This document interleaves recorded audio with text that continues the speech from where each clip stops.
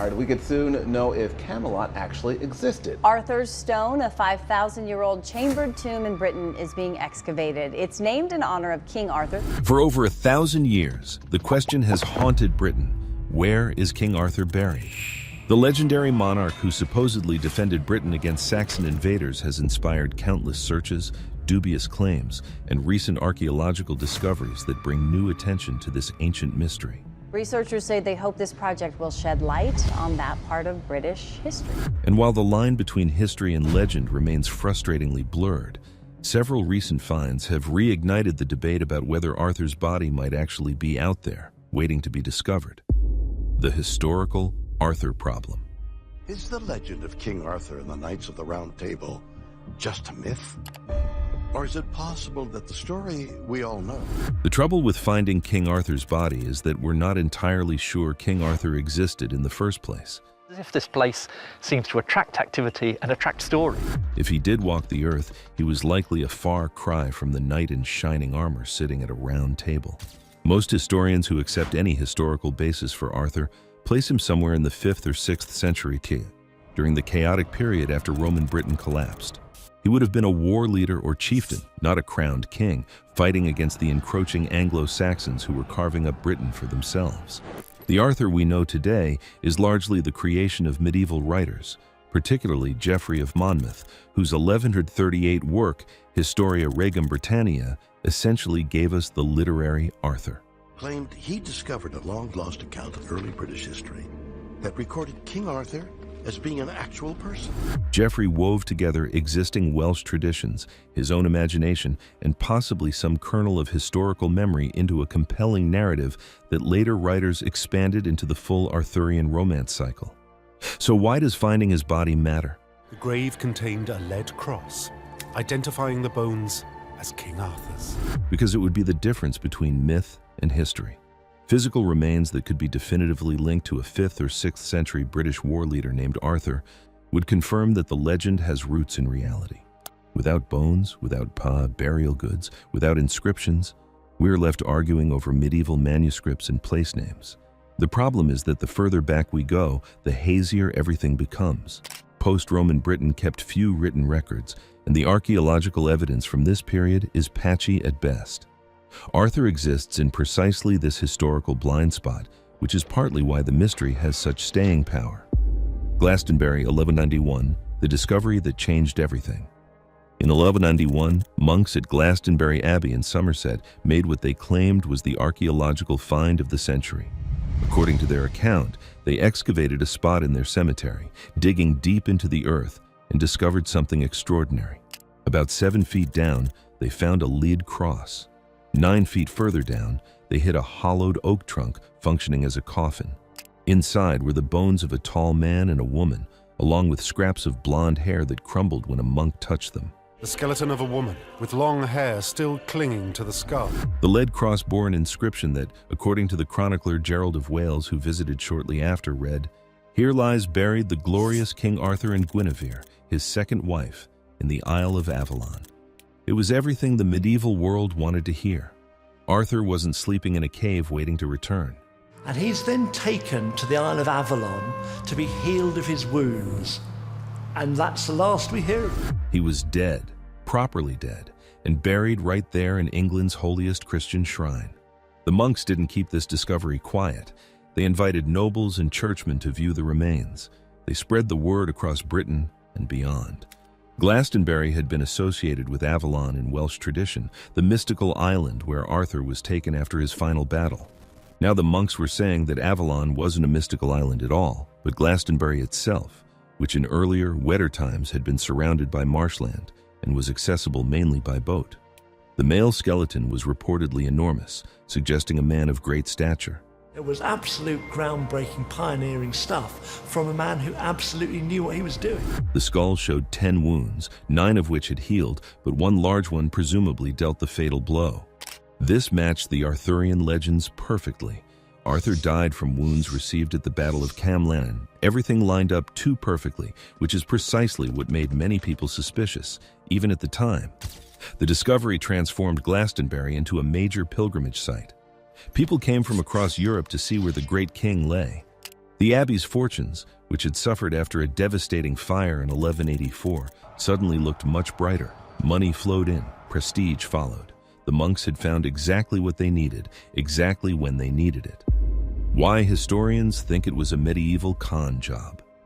The timing of the Glastonbury discovery raises more red flags than a communist parade. Just 7 years before the monks found Arthur's tomb, a massive fire had gutted much of Glastonbury Abbey. There are many around the world who believe that his spirit can still be found. The monastery was in dire financial straits and desperately needed funds for rebuilding. Then, conveniently, they happened to dig in just the right spot and found the most famous grave in British legend. The political context matters too. In 1191, England was ruled by Richard the Lionheart, but his hold on his territories, particularly in Wales and the Celtic regions, was contested. Welsh rebels often invoked Arthur as a symbol of resistance, spreading prophecies that the king would return to drive out the English.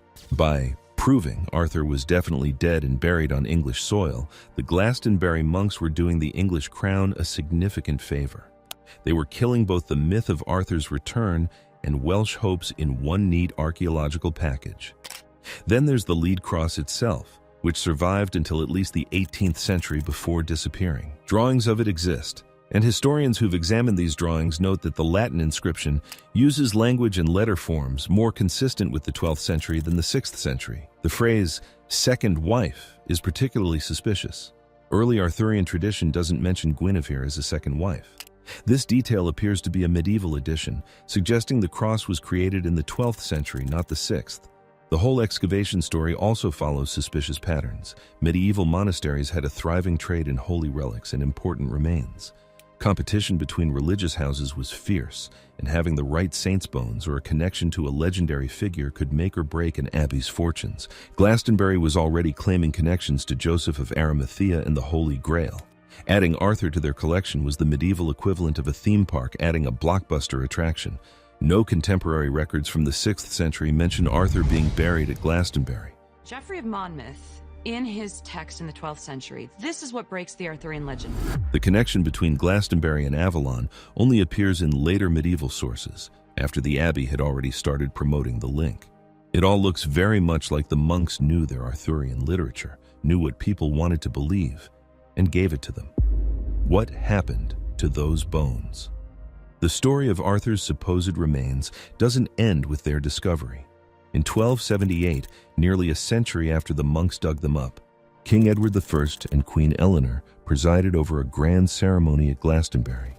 The bones were examined in front of witnesses, then placed in a magnificent black marble tomb before the high altar of the Abbey Church. Edward had his own political reasons for promoting the Arthur connection. Like the kings before him, he faced Welsh resistance, and demonstrating that Arthur was conclusively dead served English interests. Contemporary accounts describe Edward himself handling the bones, separating Arthur's from Guinevere's, and noting the remarkable size of the male skeleton. The shin bone, according to one witness, reached 3 inches above the knee of the tallest man present when held against his leg.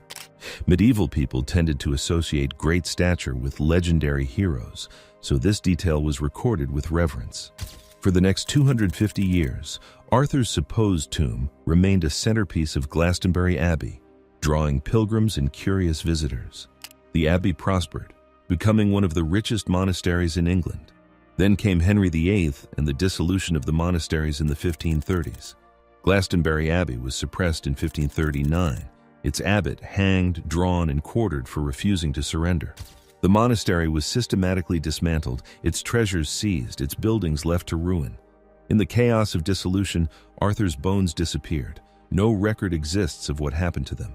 They may have been scattered, reburied secretly by loyal monks, destroyed, or simply lost in the general plundering. The black marble tomb was broken up. When antiquarians later excavated the site of the high altar, they found a cavity that might have been the tomb's location, but it was empty. Whatever had been placed there in 1278 was gone, taking with it any possibility of modern scientific testing that might have resolved the mystery. Arthur's stone and the 2022 excavations. The idea that King Arthur slew a giant here, the giant fell back and broke the capstone.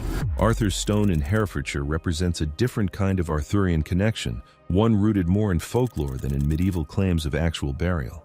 This Neolithic chambered tomb has stood for about 5,000 years, predating any possible historical Arthur by millennia.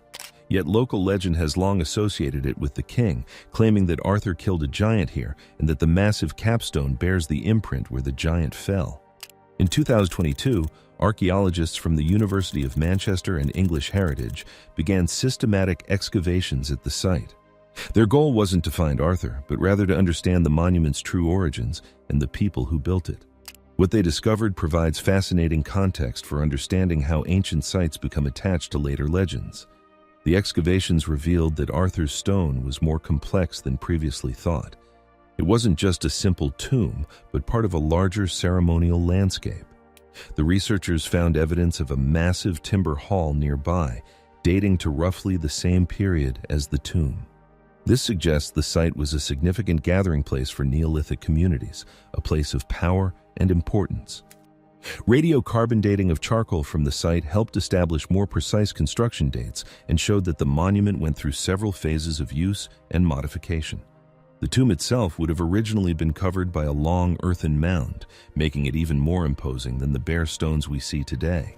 The connection to Arthur likely came much later, in medieval times or even after, when people trying to make sense of these ancient structures attributed them to the legendary heroes of their own culture.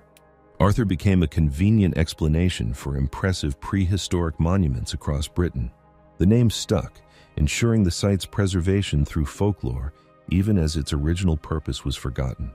The 2022 excavations remind us that Arthur-linked sites can be genuinely archaeologically important without having any real connection to a 5th or 6th century war leader. They tell us about the deep human need to explain the monumental works of our ancestors by connecting them to our most powerful stories. Other burial claims across Britain. Glastonbury isn't the only place claiming Arthur's remains. Britain is dotted with cairns, caves, and sites that local tradition or modern theorists link to the legendary king. Wales, in particular, has several locations that folklore identifies as Arthur's resting place. Bed Arthur, or Arthur's grave, appears as a place name in multiple locations across Wales, usually marking prehistoric stone circles or burial cairns that, like Arthur's stone, have nothing to do with the 5th or 6th century. Some researchers working outside mainstream academia have proposed more unconventional theories. Historian Alan Wilson, for instance, has claimed to have identified not one but 2 King Arthurs buried at different Welsh sites, arguing for a more complex historical picture than conventional scholars accept. His work remains highly controversial and is not accepted by professional archaeologists or historians, who point to methodological problems and questionable interpretations of evidence. Cornwall also stakes a claim to Arthur's legacy, with Tintagel Castle traditionally identified as his birthplace and several Cornish sites linked to his legends. The problem is that Arthur belongs to the whole British Celtic tradition. Welsh, Cornish, and Breton sources all claim him, and each region has locations tied to his story. Some theories place Arthur far from Britain entirely, suggesting burial sites in Brittany or even more distant locations. These typically rely on creative reinterpretations of medieval texts and archaeological sites that have clear explanations, not requiring Arthur's presence. The further these theories stray from Britain, the less credible they become. If Arthur existed, he was a British figure fighting British battles. The multiplicity of burial claims actually tells us something important. It shows how powerful the Arthur legend became and how many communities wanted to claim a piece of it. In the absence of definitive evidence, local traditions filled the gap, and every impressive ancient monument or battlefield became a potential Arthur site. Could modern science solve this mystery? If we had bones that were claimed to be Arthur's, modern science could tell us a lot. Radiocarbon dating would establish whether they dated to the right period, somewhere in the 5th or 6th century. DNA analysis could potentially reveal the person's ancestry and where they came from. Isotope analysis of teeth could tell us where the person grew up based on the geology of that region. Forensic analysis could reveal age at death, battle injuries, diet, and diseases. The catch is that we need the actual bones and we don't have them. The Glastonbury remains vanished in the 16th century. Without physical remains to test, all the advanced technology in the world is useless. We're limited to analyzing the historical accounts and the archaeological context of sites, which can only take us so far. Even if bones turned up tomorrow claiming to be Arthur's, proving they were actually his presence a nearly impossible challenge. We have no verified DNA from Arthur's relatives to compare against. We don't have inscribed grave goods with his name. We don't have contemporary documents describing his burial in enough detail to match against physical evidence. At best, we could prove that bones were from the right time period and showed evidence of the kind of life a British war leader might have lived. But definitively proving they belong to the specific person who inspired the Arthur legends? That's exponentially harder. There's also the question of whether Arthur was even important enough in his own time to receive a notable burial that would survive. If he was a relatively minor chieftain, his grave might have been marked simply or not at all. Post-Roman Britain was poor and chaotic. Grand tombs were rare. Most burials from this period, when we find them, are modest affairs that tell us little about the specific identity of the deceased. Modern archaeology at Arthur-linked sites has focused less on finding the man himself and more on understanding the period he supposedly lived in. Excavations at places like Tintagel have revealed significant high-status settlement in the 5th and 6th centuries, confirming that British leaders maintained power and wealth during this period. This gives us context for understanding what a historical Arthur might have been like, even if it doesn't prove he existed. The 13th century manuscript discovery. Recently, scholars at Cambridge University Library identified a previously unknown fragment of a 13th century Arthurian manuscript in their collection. The fragment comes from the Vulgate cycle, also called the Lancelot Grail cycle, a massive collection of French prose tales that expanded and codified the Arthur legend in the early 1200s. This particular piece belongs to the Suite du Merlin, which tells of Merlin's adventures and prophecies. The discovery might not sound dramatic. There's no map to Arthur's tomb hidden in the pages, but it matters for understanding how the legend spread and evolved. Every manuscript is slightly different because medieval scribes copied texts by hand, sometimes making errors, sometimes deliberately changing things.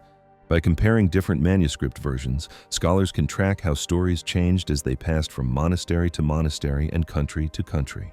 This Cambridge fragment shows variations from other known versions of the same text, suggesting it comes from a different branch of the textual tradition. It helps fill in gaps in our understanding of how these stories circulated in medieval Britain. The manuscript itself is in French, reminding us that the Arthur legend was international by the 1200s. French poets and prose writers had adopted the British king and made him central to their own literary culture. What the manuscript doesn't do is provide historical evidence for a real Arthur. By the 13th century, we're firmly in the realm of literary romance. These texts tell us what medieval people believed and wanted to believe about Arthur, but they're several centuries removed from any historical reality. They're valuable for understanding the legend's development, not for locating actual remains. Still, finds like this keep Arthur in the scholarly conversation and occasionally spark renewed public interest. Each discovery, even of a literary rather than archaeological nature, reminds people that the mystery remains unsolved and that new evidence, whether textual or physical, continues to emerge. Recent archaeological insights and Tintagel findings. Tintagel in Cornwall has long been associated with Arthur as his supposed birthplace, a connection promoted by Geoffrey of Monmouth in the 12th century. For years, historians assumed this was pure legend. Then, archaeologists started digging, and Tintagel turned out to be far more interesting than expected. Excavations over the past few decades have revealed that Tintagel was a high-status settlement during the 5th and 6th centuries, precisely when Arthur would have lived. The site has produced more Mediterranean pottery from this period than anywhere else in Britain, indicating long-distance trade networks and considerable wealth. Someone powerful lived here, someone with connections stretching across what remained of the post-Roman world. A 2017 discovery at Tintagel particularly excited archaeologists. They found a piece of slate with inscriptions from the 6th or 7th century. While the inscriptions don't mention Arthur, they confirm that literate, high-status people occupied the site during the right period. Tintagel wasn't a minor outpost, but a significant center of power. Does this prove Arthur was real or that he was born at Tintagel? No. It proves that Geoffrey of Monmouth, writing 6 centuries later, happened to associate Arthur with a place that genuinely was important in the post-Roman period. Whether Geoffrey knew this from preserved tradition or just made a lucky guess, we can't say. But the archaeology shows that the world of Arthur's legends, a world of powerful British leaders maintaining trade and culture in a fragmented post-Roman landscape, actually existed. Similar work at other Arthur-linked sites across Britain paints a picture of the 5th and 6th centuries that's more complex than the Dark Ages label suggests. British leaders did hold out against Saxon expansion for generations. Some maintained Roman-style lifestyles and Christian literacy. In this context, a particularly successful war leader might well have inspired the legends that became Arthur.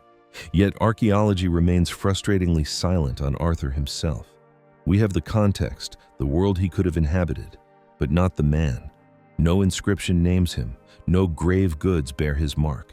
The gap between what we can prove about the period and what we want to know about the legend remains vast. Why we're still searching. The search for Arthur's body continues not because we're likely to find it, but because the legend represents something fundamental about British identity and the power of storytelling. Arthur embodies resistance against overwhelming odds, the hope that heroes emerge in dark times, and the melancholy knowledge that even the greatest kingdoms fall. Finding his body would resolve a historical question, but it might also diminish the legend. Part of Arthur's power comes from his mystery, the fact that he exists in the space between history and myth. Make him too real, pin him down to specific bones in a specific grave, and some of the magic evaporates. The once and future king becomes just another dead chieftain. Yet we're human, and we want answers. Every generation produces new Arthurian scholars and archaeologists who hope they'll be the ones to crack the case. Technology improves, new sites are excavated, old assumptions are challenged. The possibility, however remote, that definitive evidence exists somewhere keeps the search alive. The mystery also endures because it touches on broader questions about how history is created and remembered. How does a possibly real person become a legend? At what point does the legend completely separate from the reality? How do we evaluate claims about the distant past when evidence is scarce and agendas are many? Arthur's story is a case study in all of this, which is why historians keep returning to it despite the frustrating lack of conclusions. In the end, we're searching not just for bones, but for connection to our past, for proof that the stories we tell ourselves have roots in something real. Whether Arthur's body is in a lost grave at Glastonbury, under a Welsh mountain scattered by Henry VIII's men, or was never in a special place at all, the search itself has become part of the legend. And that might be the closest thing to an answer we ever get.